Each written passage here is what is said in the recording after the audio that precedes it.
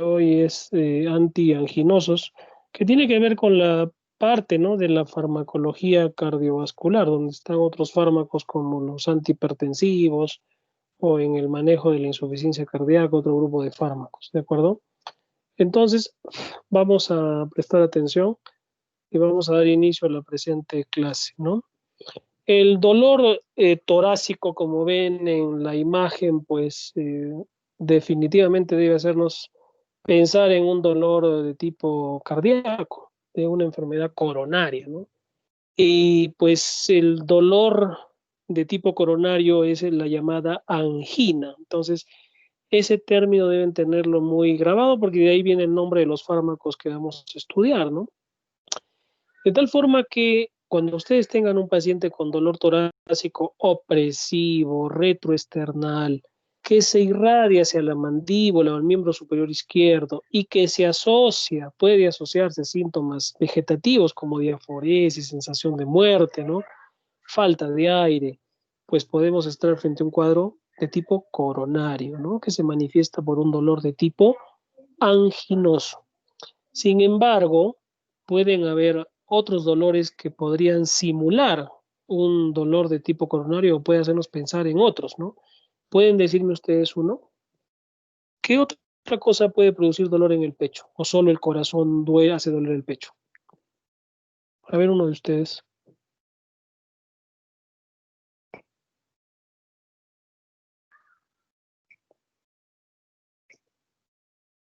Las lesiones en el esófago, doctor. Muy bien, ¿ya? Entonces, problemas esofágicos, una esofagitis, reflujo gastroesofágico, una inflamación de la articulación costocondral del esternón con las costillas, ¿de acuerdo? Un problema pulmonar, una neumonía de la parte anterior pulmonar puede generar también dolor torácico y podemos enumerar otras, ¿no? Entonces, ¿a qué quiero llegar? Cuando ustedes tengan un dolor torácico anterior, hay que tipificarlo, o sea, ver si es típico para pensar en un dolor coronario, ¿de acuerdo? Pero también piensen en las otras posibilidades. Pero siempre, siempre es necesario hacerle un electrocardiograma o sospechar que es un dolor anginoso porque si ustedes le dan un analgésico, lo tratan como un reflujo y no lo es, pues el paciente podría volver, pero ya muerto. Muy bien. Entonces, hay muchas situaciones, no puedo reproducir, porque, a ver un segundo.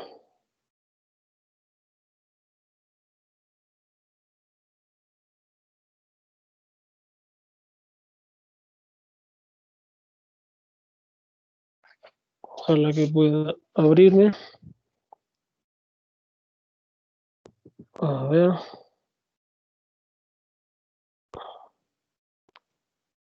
¿qué es esto?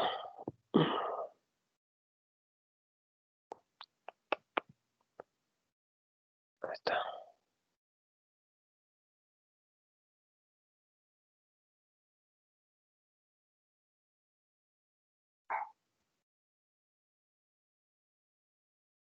Mm, no lo encuentro. Bueno,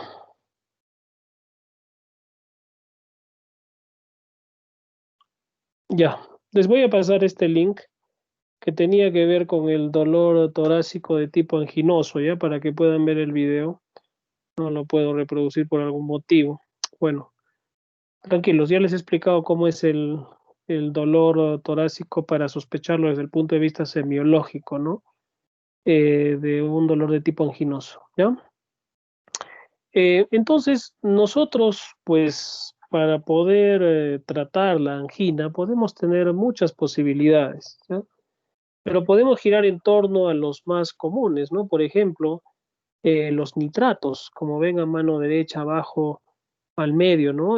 Son de los más utilizados. Las dihidropiridinas, la ivabradina, muy, muy utilizado últimamente. Los antagonistas de canales de calcio de acción periférica, como el verapamil, o de acción central, como el diltiazem, ¿no? Eh, la trimetazidina, muy usada antiguamente, ahora ya no lo usamos tanto, ¿no? Y que pues de estos también van a asociarse con un uso adecuado de los beta bloqueadores. sobre todo en pacientes que tienen ya compromiso mayor cardíaco, como una insuficiencia cardíaca, ¿no? Entonces, nosotros podemos asociar fármacos para tratar pacientes con angina. Todos estos por sí solos no siempre logran mejorar al paciente. Por eso, por ejemplo, podríamos usar diltiazem con ivabradina o podríamos usar nitratos con un metabloqueador. Como vamos a ver ahora los fármacos, un nitrato sería el dinitrato de isorbide o isosorbide, por vía oral 10 miligramos una vez al día, o un beta asociado a un beta bloqueador, por ejemplo el bisoprolol, el metoprolol, o los más antiguos el propanolol, ¿ya? De tal forma, como habíamos hablado, que pues la cardiopatía coronaria no es más aquella que afecta al corazón. La denominación de cardiopatía isquémica nos describe pues una insuficiencia cardíaca progresiva, ¿no? A raíz de una lesión miocárdica isquémica, que suele ser una pregunta de examen de residencia, ¿no? A ver si ustedes me la pueden responder. O dos preguntas, mejor dicho. Primero, ¿cuál es la causa más común? ¿Cuál es la causa más común de insuficiencia cardíaca izquierda? ¿Quién me puede responder?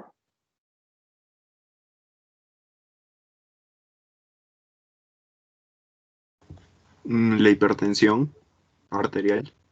Ya, muy bien, puede ser porque se asocia a la respuesta.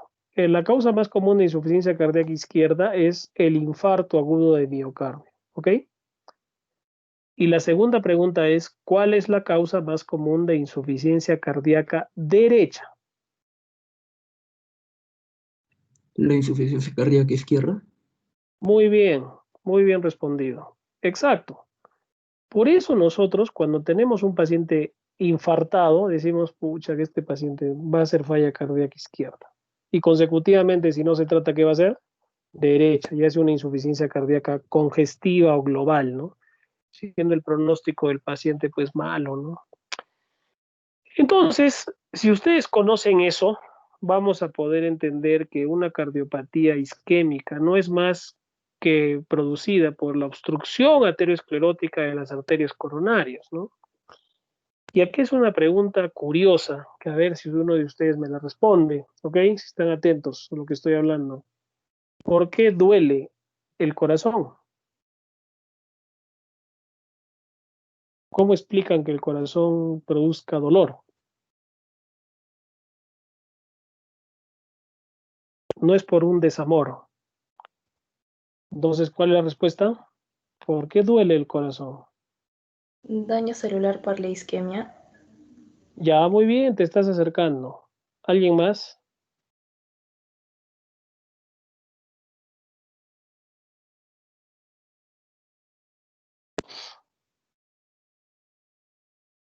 Ya, listo, les doy la respuesta, ¿ya? Pero para que nunca se olvide, ¿no?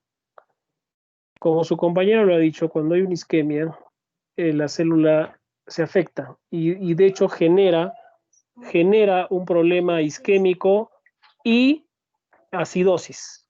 Genera una acidosis. Y esa acidosis afecta las terminaciones nerviosas a nivel cardíaco. Y hay una característica de las células miocárdicas, que son sensibles a cambios en el pH, ¿de acuerdo?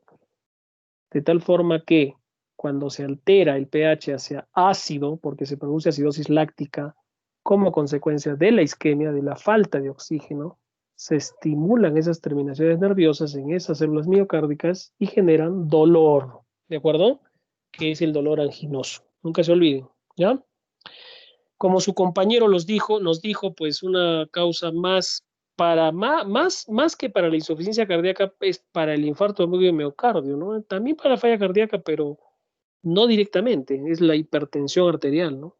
Las dislipidemias, el tabaco, la diabetes, pacientes posmenopáusicas que pierden de alguna forma la protección que les da la protección hormonal por estrógenos, ¿no? Y la obesidad, muy en boga últimamente.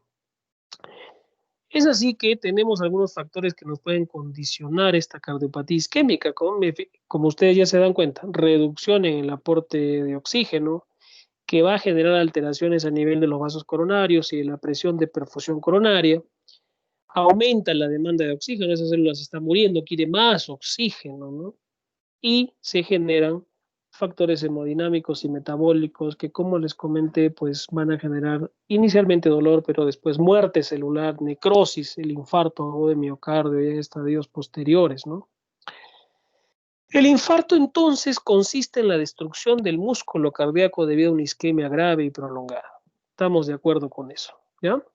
Pero puede haber una cardiopatía isquémica crónica, ¿no? Lenta, de lento progreso, que no es más que una insuficiencia cardíaca progresiva, ¿no? A raíz de una lesión isquémica, ¿de acuerdo? Generalmente el paciente suele haber tenido un infarto o de miocardio previo, ¿ya?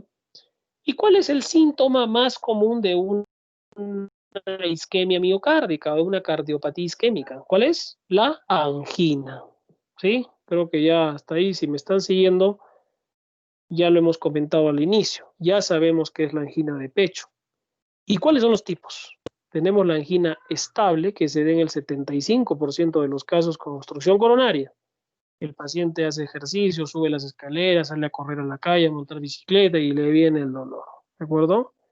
La angina de Prince-Metal, esta tiene relación más a vasoespasmo. Es poco común más en varones. La cardiopatía isquémica en general es más común en varones, que suele ocurrir en reposo y se debe no al ejercicio, sino a un espasmo espontáneo a nivel coronario, ¿de acuerdo? Más raro. La angina inestable se presenta durante el reposo usualmente, y de ahí la diferencia con la estable o típica. Hay un espasmo vascular secundario a una alteración previa, generalmente por la formación de placas de ateroma que tapa por completo la arteria, y de hecho es la que más progresa a un infarto agudo de miocardio, ¿de acuerdo? Entonces, creo que hasta este momento ustedes ya pueden darse cuenta qué va a pasar, cuál es la consecuencia de una cardiopatía isquémica prolongada, ¿no? Y el por qué insistimos mucho en la prevención, ¿no? En el manejo adecuado de la diabetes, de la obesidad, del sedentarismo, del tabaquismo, de la hipertensión arterial, porque todos ellos son, ¿qué? De las dislipidemias, factores de riesgo factores de riesgo cardiovasculares, ¿ya? Y esos factores de riesgo pueden ser controlados, por supuesto. Hay factores de riesgo modificables. Podemos modificarlos, son complicados. Pero hay un factor de riesgo no modificable que tal vez sea el más importante y que lamentablemente, valga la redundancia, no podemos modificarlo. ¿Cuál es ese factor de riesgo no modificable? La genética. Ya puede ser, pero me refería a otro. Algo que no puede, la edad. No puedes modificar la edad. Así el paciente se haga 20 cirugías, ¿ya? Puede estar así por fuera, pero por dentro su corazón y con la edad no miente. ¿De acuerdo? La edad, nunca se olviden. Esa suele ser una pregunta inmersa allí para el internado médico, incluso alguna vez para el residentado, ¿no? Entonces, nosotros, cuando ya tienes un paciente con un cuadro anginoso, y el tema es antianginosos, pero valía la pena hablar todo esto, la primera acción pues debe estar encaminada a revertir las causas iniciales que produjeron ese episodio isquémico, ¿no? De hecho que es complicado porque muchas de las causas, como hemos visto, son de carácter crónico, ¿sí? Pero hay cosas que podemos hacer, como aumentar el suplemento de oxígeno, ¿no?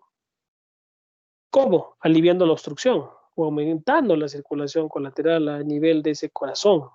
Por ejemplo, una cirugía de reperfusión vascular, ¿no? Un cateterismo cardíaco. En los centros de primer nivel, un paciente que llega con infarto ya no se tromboliza, va directo a cateterismo, ¿no? Al llamado CAT. Y pues tiene mejor pronóstico si se puede realizar lógicamente en centros especializados y en manos expertas. El es mayor. Hay que disminuir el consumo de oxígeno cardíaco, es decir, que ese corazón trabaje menos para que consuma menos, ¿no? Y ahí el uso de los beta bloqueadores o de los fármacos digitálicos, ¿no? Como la digoxina, por ejemplo, ¿ya?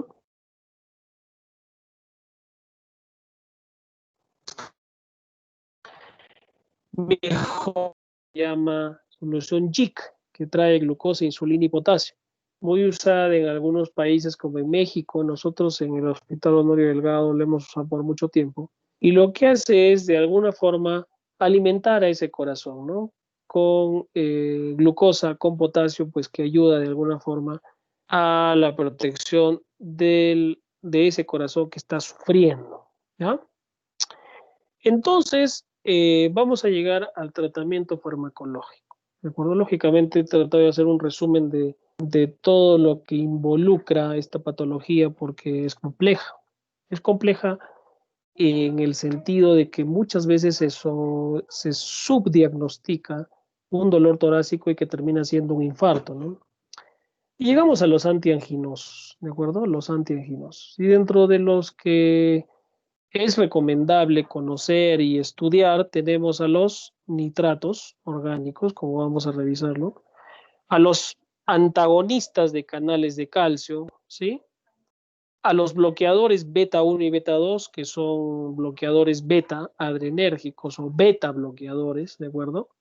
Que van a ser importantes al momento de tratar un paciente en estos grupos, ¿no? Con estos grupos de fármacos. Vamos a empezar con los antianginosos, ¿ya? Entonces, ¿qué hacen los antianginosos? Mejoran el equilibrio entre el aporte y demanda miocárdica de oxígeno. ¿Y cómo es? Esos van a servir como un tratamiento sintomático, terapéutico y reducir la muerte súbita. ¿De acuerdo? ¿Qué hacemos cuando hablamos de la actividad farmacológica de los nitratos orgánicos? ¿Cuál es la actividad de estos fármacos?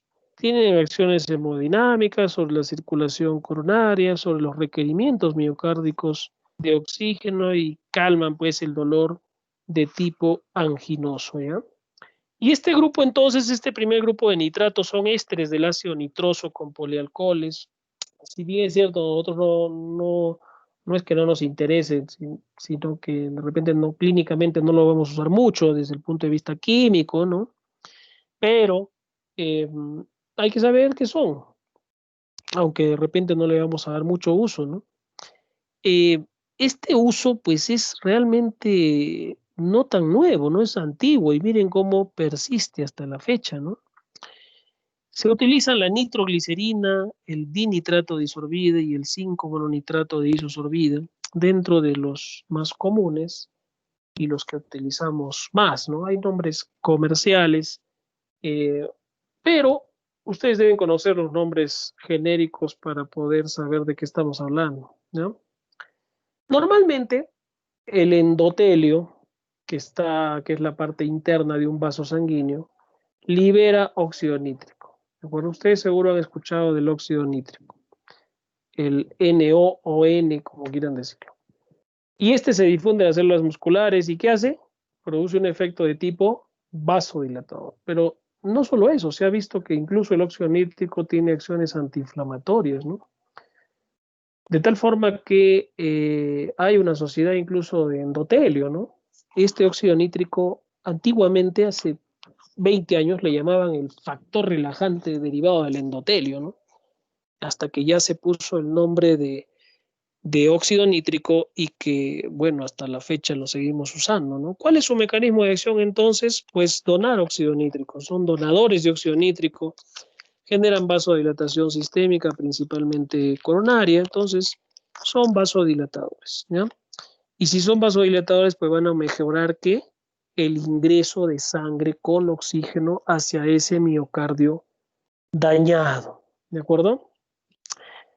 El nitrato de amilo, si ven el nitrato de isoamilo, que es parte del arsenal, no lo usamos en forma inhalada realmente. Hay un preparado de este nitrato de amilo en spray, se usa en otros países. Acá también lo disponemos, pero no lo usamos tanto desde el punto de vista terapéutico, pero sí la nitroglicerina, ¿no? Sí, la nitroglicerina. Y esta nitroglicerina hay en todas las presentaciones, desde la vía oral, en aerosol, tabletas, ¿no? Sublinguales, orales, vía endovenosa. Y pues ya saben su efecto, ¿no? Final, donar, hacer óxido nítrico y generar vasodilatación, ¿no? Tenemos el dinitrato de isosorbide, el isosorbide de 5-mononitrato, el tetranitrato de eritritilo, todos ellos hacen lo mismo en relación a la formación de óxido nítrico, ¿ya?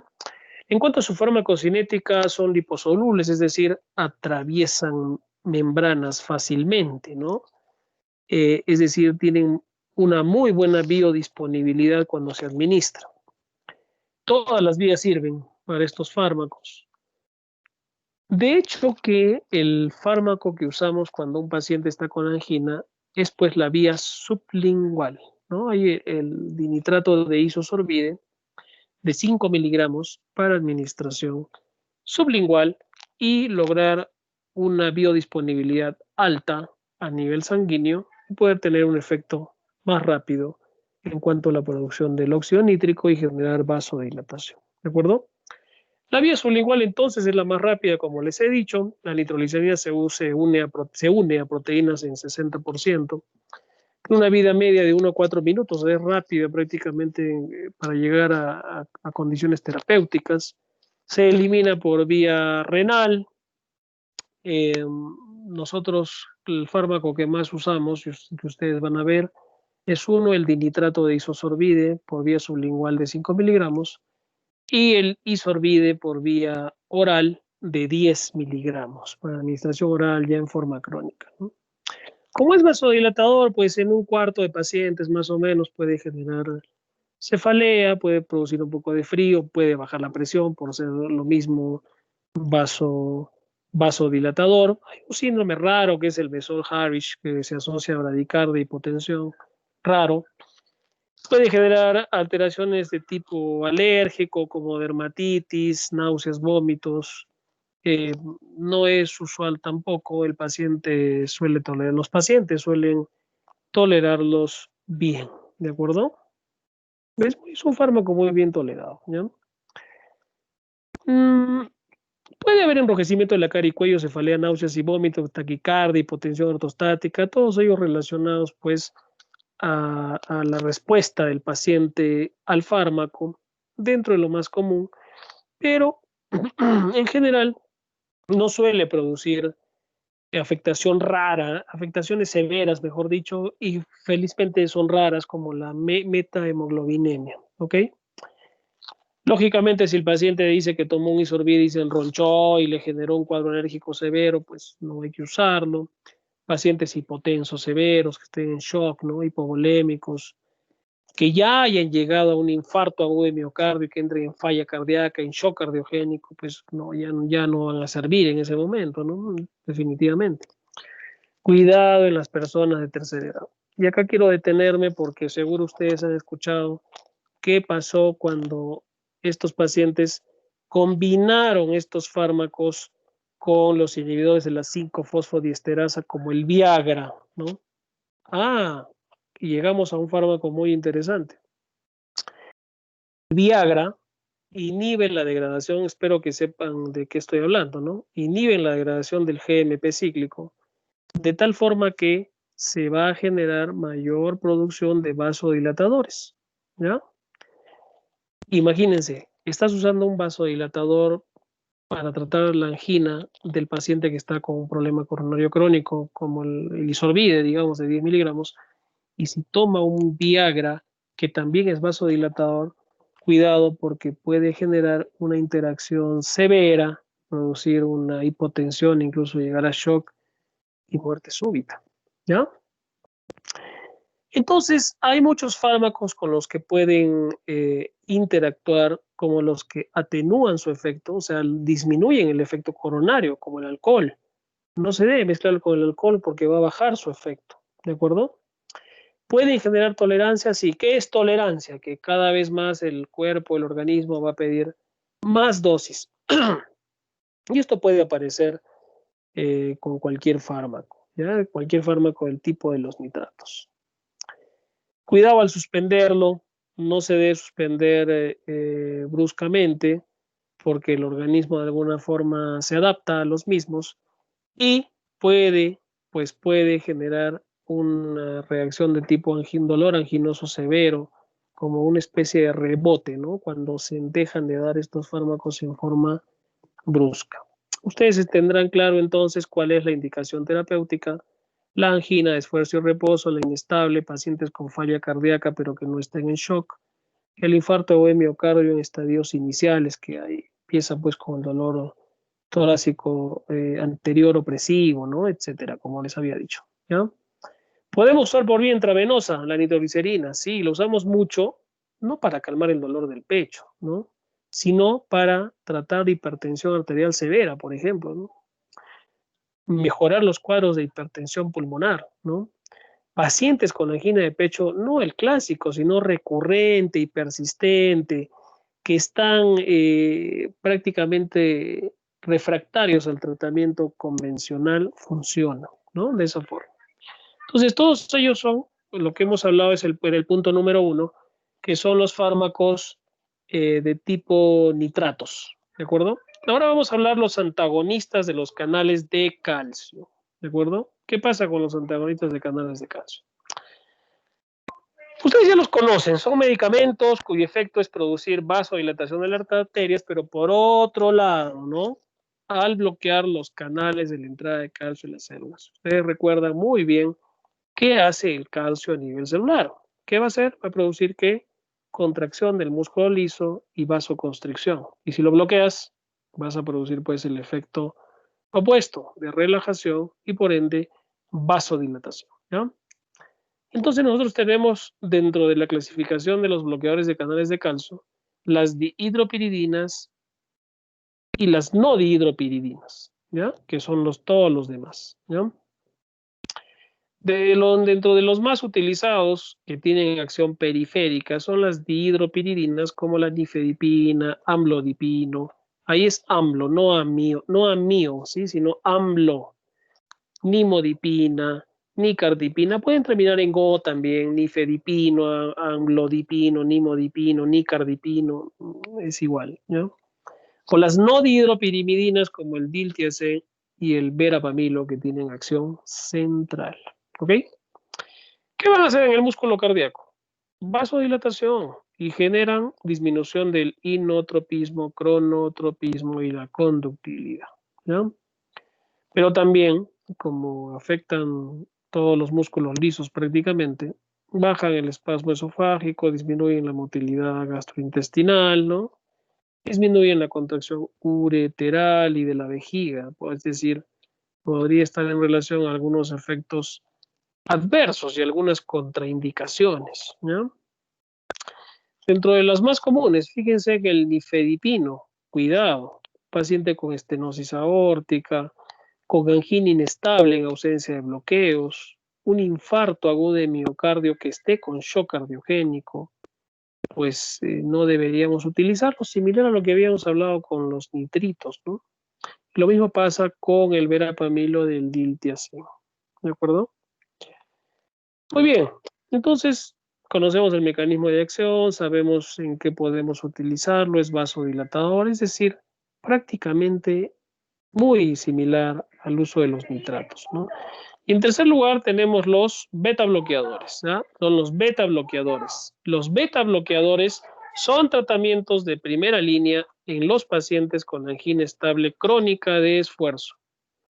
Mejoran la tolerancia al ejercicio, alivian los síntomas, reducen la gravedad y la frecuencia de crisis de angina y aumentan el umbral anginoso. Son fármacos entonces muy buenos, muy utilizados, antiguos, pero que nos sirven muy bien en los pacientes o en los procesos de tipo cardiovascular centrales a nivel del corazón, ¿sí? De tal forma que estos fármacos que son antiguos y que están inmersos en nuestro arsenal Son pues el atenolol, el metoprolol, el propanolol, el acebutolol. Dentro de los más utilizados podríamos agregar ahí el bisoprolol, el carvedilol. Tenemos el nebivolol. El nebivolol es muy interesante, anoten este dato. Nebivolol, la primera con B grande, nebivolol, que pues genera la producción de óxido nítrico, además de ser bloqueador beta, ¿no? Entonces es un fármaco muy útil y hasta ahora lo utilizamos, ¿no? ¿Cuáles son las contraindicaciones? Ustedes pueden decirme, ¿no? Si bloquea los receptores beta 2 a nivel del pulmón, va a generar broncoconstricción. Cuidado en los pacientes asmáticos, ¿no?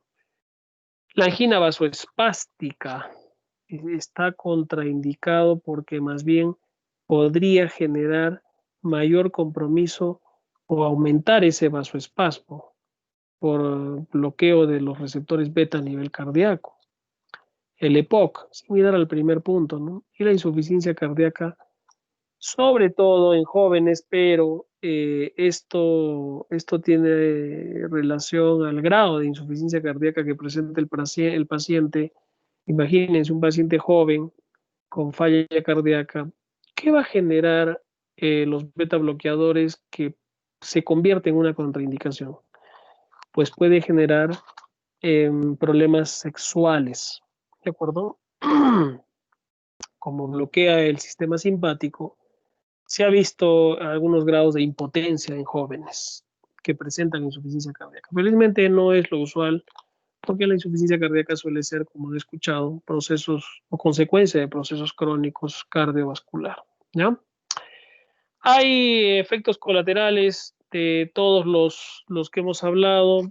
En primer lugar, el que estamos hablando ahora, como los beta bloqueadores, pues cuidado con el broncoespasmo. Paciente asmático, hay que usar un beta bloqueador que sea cardioselectivo, ¿no? Que llegue específicamente al corazón.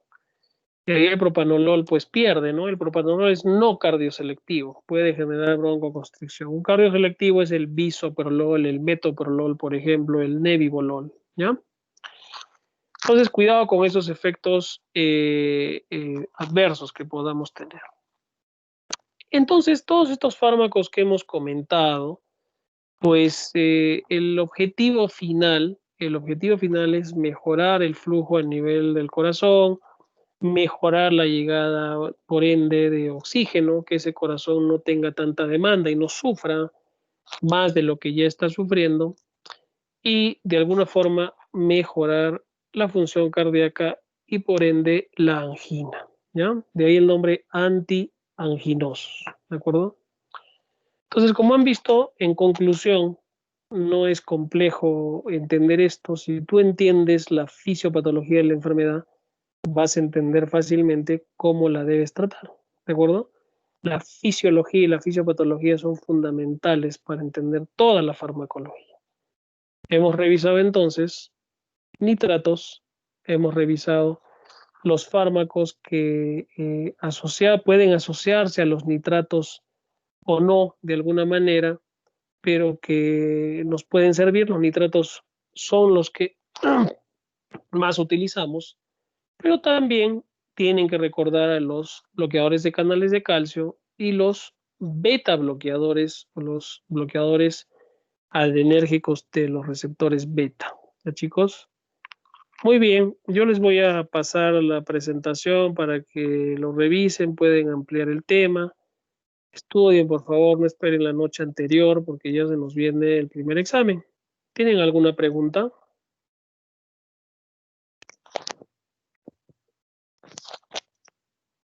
¿Están allí?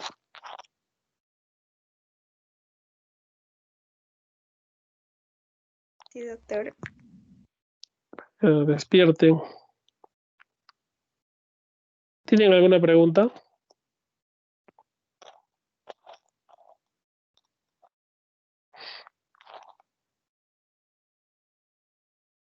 No hay preguntas. A ver, yo voy a hacer una pregunta ya para irnos, ¿ya? A ver, Waldo Arturo, ¿estás por ahí?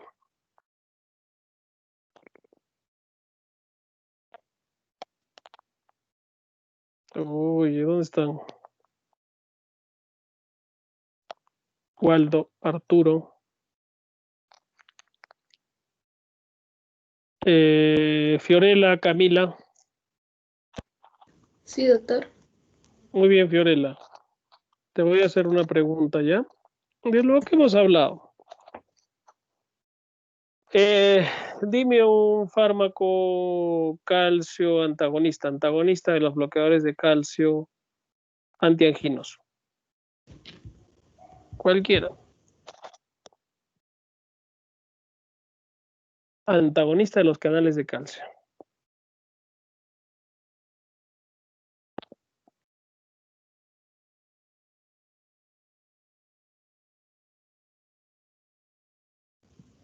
Se me escucha, creo que se me cortó el micrófono. Ya, dime, ahora sí ya te escucho. El amlodipino. Sí, el amlodipino. Ya, Fiorella, otra vez tú. Pero ya no leas, dime rápido. ¿Ya? Lo que quiero saber es que me has prestado atención. ¿Ya? ¿Está bien tu micrófono? ¿Se me escucha? Ahora sí, sí se te escucha. No lo apagues, pues, Fiorella. ¿Ya? Préndelo, ¿ya? Listo. ¿Por qué duele el corazón, Fiorella?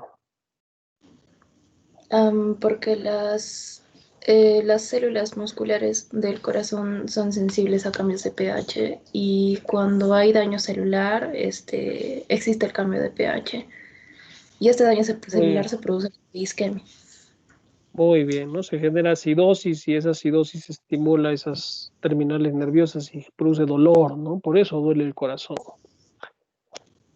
Muy bien, Fiorella. Muy bien, chicos. Entonces, espero que hayan prestado atención. Les voy a pasar las diapositivas. El examen no siempre es de las diapositivas, es un tema, ¿no? Yo creo que ustedes pueden ampliar el tema. Pero bueno, es la base para las preguntas de todas maneras. ¿Ya, chicos? Estudien, por favor, no tengan sorpresas, ¿ya? Para que no